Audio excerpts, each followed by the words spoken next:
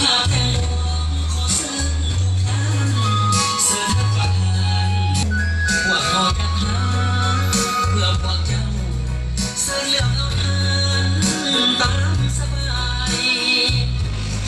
หากมีสิ่งใดบ่ถือใจ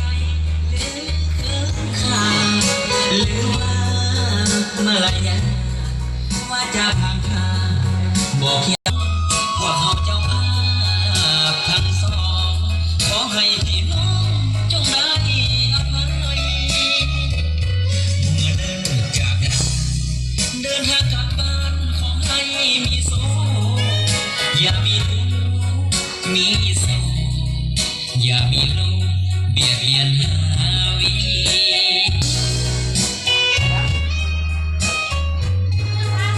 ไอ้สาวจะคล้องวงเลยนี่